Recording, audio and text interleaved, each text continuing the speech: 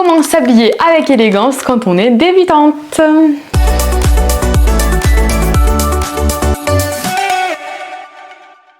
Bonjour et bienvenue sur ma chaîne YouTube. On se retrouve donc aujourd'hui pour une toute nouvelle vidéo. J'ai encore changé de fond par rapport à mercredi. Bon, en fait, en vrai, je suis passée de mon canapé ici à ma chaise. Mais bon voilà, je suis derrière donc ce fameux tableau. Si vous avez regardé la vidéo de mercredi, je suis devant mon fameux tableau magnifique qui a été fait par une femme qui est juste exceptionnelle. Elle fait des réalisations incroyables. Vous savez quoi, je vous mets son Instagram dans la description. J'ai mon nouveau petit lampadaire. Je vous avais fait une vidéo, je sais plus si je l'ai posté sur YouTube, je crois que oui. En tout cas, voilà, j'ai un petit fond. Il est sympa ce petit fond, j'aime bien en vrai. Vous aimez bien ou pas? Parce que du coup, vu qu'on se plaignait qu'il n'y avait pas de fond, bah voilà, aujourd'hui je me suis mis là. Franchement, je suis très à l'aise. Les filles, aujourd'hui, je vais vous dire comment vous habiller avec élégance quand vous êtes débutante. Parce que des fois, on ne sait pas par où commencer, on ne sait pas comment faire. Donc, je vais vous aider pour ça. Donc déjà, les filles, la première chose que je vais vous recommander, encore et toujours, la première étape dans tout quand ça concerne le style, c'est de connaître votre morphologie. Franchement, ça, j'ai l'impression de me radoter, j'ai l'impression de le dire dans toutes les vidéos, mais en fait c'est tellement primordial, c'est ce que vous devez savoir. Quand vous allez connaître votre morphologie, vous allez choisir des vêtements en fonction de ça, et du coup vous allez déjà moins, mais vraiment moins vous prendre la tête, parce qu'il y a des trucs que vous allez déjà éliminer. Vous allez les voir, oh j'aime bien ce haut, je regarde, ça va pas avec ma morphologie, ça part. Moi j'avoue que actuellement c'est ça. Après c'est vrai que des fois, si j'ai vraiment un très gros coup de cœur pour un haut, pour un bas, enfin pour un vêtement, je vais quand même le prendre, même si ça ne correspond pas à 100% à ma morphologie. Si je vois que je le porte, j'aime bien, je vais le porter. Voilà, faut pas non plus vous restreindre aussi par rapport à votre morphologie, surtout que des fois c'est pas flagrant, vous pouvez vraiment y porter, il n'y a aucun souci sur ça. Si vous débutez et que vous ne savez pas comment faire, je vous conseille de vous habiller en fonction de votre morphologie. Ensuite, la deuxième chose que je vous conseille de faire, c'est déjà d'investir dans les basiques intemporels. C'est vraiment la base. Déjà dans le mot basique, il y a base. Ça aussi, j'ai l'impression de vous le dire à chaque fois, mais en fait c'est tellement la base de tout quand vous recherchez votre style, quand vous voulez changer de style, quand vous voulez repartir à zéro, que c'est impossible de passer outre ce point. Ça, c'est vraiment quelque chose que je vous recommande. Et du coup, bah forcément, je vais en venir à ce que j'ai fait pour vous, mais il y a mon e-book qui est disponible, puisque j'ai fait un e-book qui s'intitule les 23 basiques à avoir dans votre garde-robe. Et ce qui est incroyable dans ce e-book, sans me lancer de fleurs, c'est que en fait vous avez tous les basiques, donc les 23, adaptés à votre morphologie, mais également à votre budget. J'ai fait vraiment beaucoup de recherches en amont, et en fait je vous ai aussi mis tous les liens des articles en question, et je vous ai également expliqué quelle coupe va le mieux à votre morphologie. Pour ça les filles, le lien est aussi dans ma bio, vous pouvez vous le procurer dès maintenant. Et ensuite du coup, la troisième chose que je vais vous recommander à faire, une fois que vous avez votre morphologie, que vous avez vos basiques, ça va être de trouver des inspirations, puisque du coup en fait, une fois que vous avez vos basiques, avec les basiques vous pouvez faire énormément de tenues élégantes, mais après il y aura aussi des choses à ajouter que je vais vous dire aussi par la suite. Le but, ça va être d'aller chercher des inspirations. Moi justement en fait, j'ai des tableaux sur Pinterest où j'ai un tableau qui s'appelle Outfit Inspo, où en fait je vais rechercher plein de outfits auxquels je vais pouvoir m'inspirer pour créer des tenues. Ça franchement, je crois que c'est vraiment le meilleur endroit où trouver des inspirations outfit, parce que franchement il y a vraiment de tout. Vous pouvez mettre dans la barre de recherche le style que vous recherchez.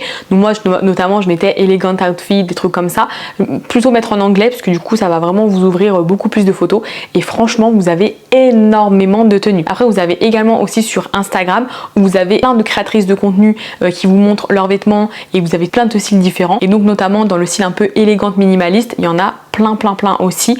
Notamment, je vous en avais je crois déjà parlé, mais moi j'en ai plusieurs que j'aime beaucoup. Il y a donc Chloé Lloyd, Lydia Millen, j'ai Lily Grace, All Chloé Rose. D'ailleurs vous remarquerez, c'est que des anglaises, parce que alors elles, j'adore leur style, que ce soit la déco de la maison, leur outfit ou quoi, c'est vraiment magnifique. C'est toujours très simple, très raffiné, franchement j'adore. Après il y en a d'autres aussi, des italiennes qui sont pas mal non plus, franchement, qui s'habillent vraiment très bien, des fois peut-être un peu plus sophistiquées. Vraiment trouver des filles qui vous inspirent. Ensuite aussi, une autre chose que je vous ai déjà conseillé plusieurs fois et qui est aussi très bien pour apporter de l'élégance à vos looks, c'est que vous allez devoir mettre des accessoires, et pas n'importe lesquels. Il va falloir opter pour des accessoires raffinés. Regardez par exemple justement aujourd'hui ce que je porte. Donc là c'est mon fameux bracelet de chez Who We Are. Franchement je l'aime trop. Attendez, regardez, je m'approche un peu.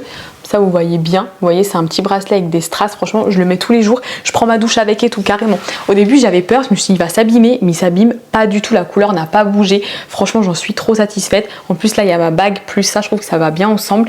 Après aujourd'hui regardez, j'ai mis un petit bracelet manchette, bon celui-ci je l'ai pris sur Shein, je le mets pas tous les jours donc il est resté en état. Après je vous conseille pas de prendre vos bijoux sur Shein, vous avez d'autres magasins, d'autres boutiques où ça sera de meilleure qualité.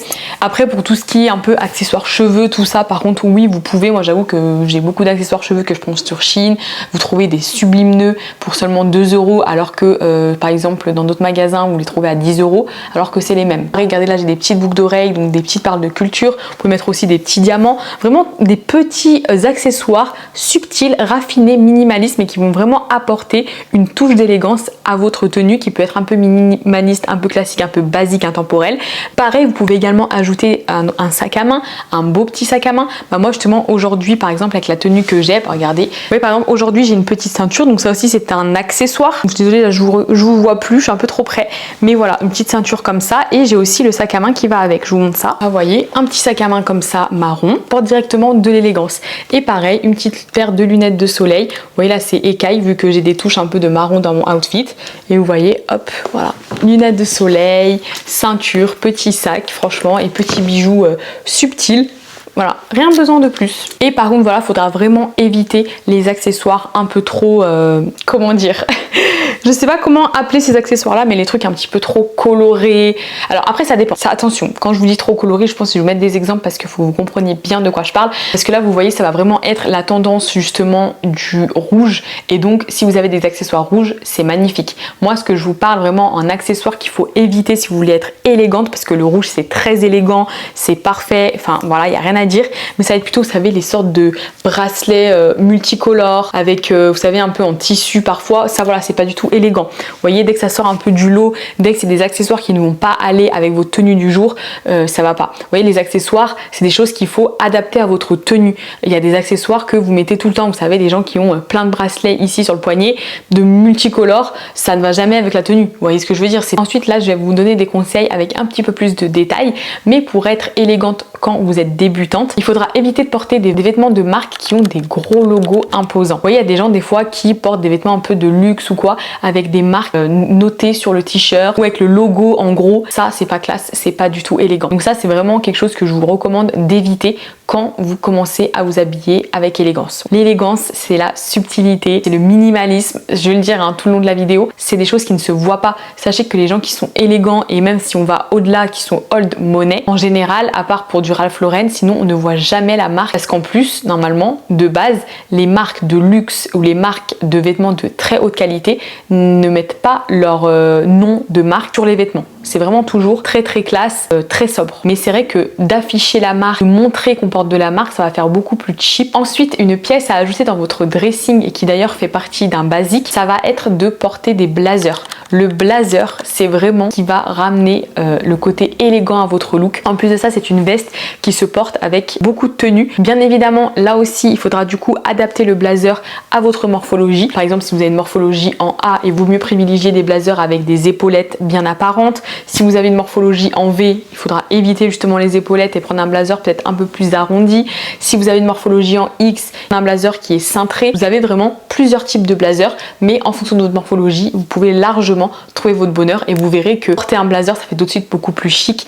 Et comme on le dit, c'est vrai que par exemple quand on va dans un entretien d'embauche, il faut être bien habillé. On sort toujours notre blazer pour aller à l'entretien d'embauche. Pour dire que c'est vraiment une pièce qui fait sérieuse. Ensuite, pour le point suivant, ce que je vais vous conseiller quand vous débutez dans l'élégance, ça va être essayer de ne pas combiner plus de 3 couleurs. Bon, alors apparemment, il y a de plus en plus de gens, je crois, qui disent que c'est pas vrai, que faut pas écouter ça et tout. Après, moi, c'est vrai que je vous donne des conseils. Quand vous êtes débutant, vous n'allez pas commencer à mettre 4-5 couleurs parce que vous allez vous perdre. 3 couleurs où vous restez un peu dans les mêmes tons ou des fois où vous cassez un peu. Je vous ai déjà montré des looks l'autre jour, notamment avec, vous voyez, du gris anthracite et du bordeaux. Vous voyez, là, on est à 2 couleurs. Après vous pouvez faire d'autres assortiments. Donc là notamment je vais vous montrer des outfits comme ça vous voyez à peu près ce que je veux dire quand on dit pas plus de 3 couleurs. L'élégance comme je vous disais c'est aussi des couleurs assez sobres, assez raffinées, assez discrètes, du bleu marine, du beige, du gris, du noir, du blanc, voilà toutes ces couleurs là. Même si bien évidemment comme je vous disais on peut toujours ajouter des couleurs de notre palette en colorimétrie. Ensuite la chose suivante que je vais vous recommander c'est de troquer vos baskets pour d'autres chaussures qui sont confortables aussi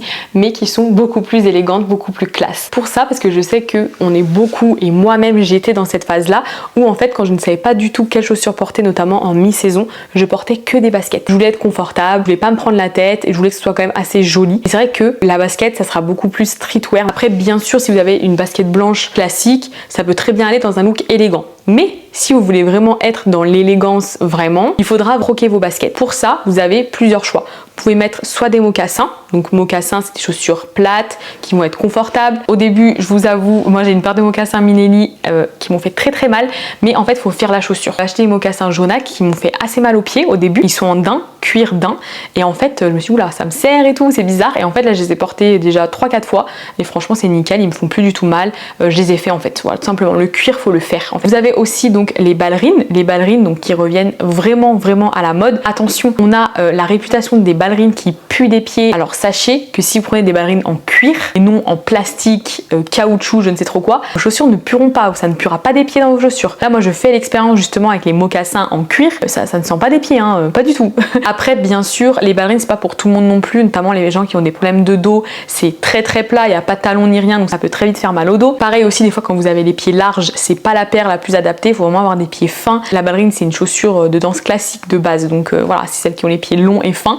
Ne pas opter pour ça si vous avez des pieds larges. Après vous avez aussi les babies donc qui est une paire, alors il y a légèrement des talons, hein, c'est à peu près 4-5 cm mais c'est des talons carrés donc c'est très confortable à part si vraiment vous ne pouvez pas mettre de talons pour des raisons médicales ou même que vous n'aimez pas, que vous n'êtes pas à l'aise ou quoi, bah du coup là on se rapproche du coup des mocassins ou des ballerines. Sinon vous avez aussi les Marie-Jeanne donc pareil c'est entre la ballerine et les babies. Et enfin on va arriver au dernier point, la chose que je vais vous recommander si vous voulez être élégante en tant que débutante, ça va vraiment être de faire un tri de votre dressing et justement d'éliminer tout ce qui fait ado parce que du coup ça ne fera pas du tout élégant. Vous mettez au fond du placard, vous le gardez quand vous faites le ménage à la maison, je sais pas. Une petite liste de choses qui font ado, ça va être les crop tops, les jeans déchirés, les pantalons cargo, ça va être aussi tous les t-shirts avec des imprimés, dessins animés ou même dessins, tout ça, enfin ça c'est adolescent. Aussi un peu tout ce qui est, après ça dépend, mais ce qui est un peu oversize, baggy, tout ça. Par contre il y a un look qui est très élégant, c'est la modest fashion. Donc là vous allez porter du oversize, des jupes maxi, des blazers oversize, vous voyez, c'est des jupes et des blazers. Le blazer, c'est une pièce élégante. Donc, ça marche tout à fait. Mais moi quand je vous dis oversize, c'est vraiment, vous savez, une sorte de long t-shirt oversize, des baggy oversize, enfin déjà le baggy c'est déjà oversize de base. Pareil pour les chaussures, les baskets un peu style Air Force One, les baskets Nike, je sais même pas comment elles s'appellent, mais des Dunk ou je sais trop quoi, enfin je sais même pas comment ça s'appelle, mais le genre de basket comme ça, ce n'est pas élégant et ce n'est pas ce que je vous recommande. En basket, comme je vous disais, ce sera surtout de la basket blanche classique, sans trop de voilà de ressorts, de semelles ou quoi, ou même montante, voilà non. Aussi du coup ça rejoint ce que je vous disais tout à l'heure sur les accessoires, mais tout ce qui est un peu choker, bracelet à gogo, vous voyez une panoplie de bracelets multicolores, il n'y en a pas un qui va ensemble, ça fait très ado et c'est ce que je vous déconseille.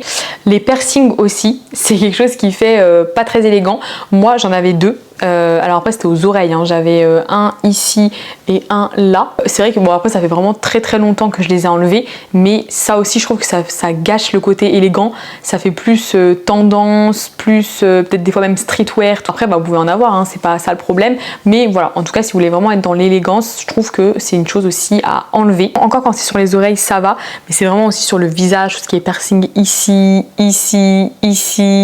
ou même sur la langue ou quoi, je trouve que ça gâche l'élégance.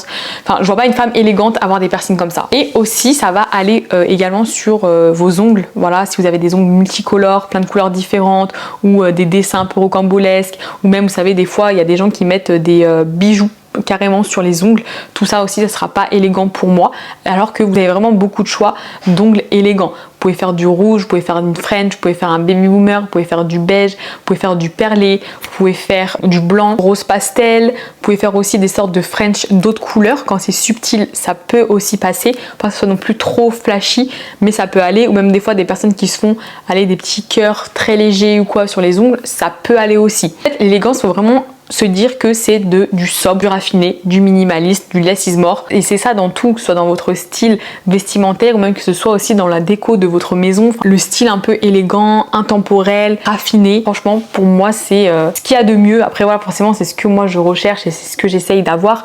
Donc, je vais pas vous dire l'inverse. Bon, du coup, je m'excuse, c'était une vidéo un petit peu rapide parce que c'est vrai que là, je commence un peu à fatiguer puisque je vous ai fait la vidéo de mercredi juste avant qui a duré assez longtemps. Je commence à ne plus savoir de quoi je parle. Donc, du coup, je préfère m'arrêter là avant de vous dire que des bêtises. Voilà, en tout cas, j'espère que cette vidéo vous aura plu. N'hésitez pas à me dire dans les commentaires des astuces encore que vous avez, des conseils que vous avez pour être élégante quand vous êtes débutante. Si justement il y a des personnes qui ont aussi changé de style il n'y a pas longtemps ou même il y a longtemps. Voilà, on prend tous les conseils. En tous les cas, comme vous le savez, on se retrouve donc tous les jours sur Instagram et TikTok. On se retrouve un jeudi sur 2 sur Glow Up Tea Time qui est donc mon podcast. N'oubliez pas donc que vous avez tous les liens de ce que je vous dis dans ma description, notamment donc mon ebook dont je vous ai parlé au tout début de la vidéo. Et sinon donc on se dit, j'espère, à mercredi si j'arrive à faire une vidéo.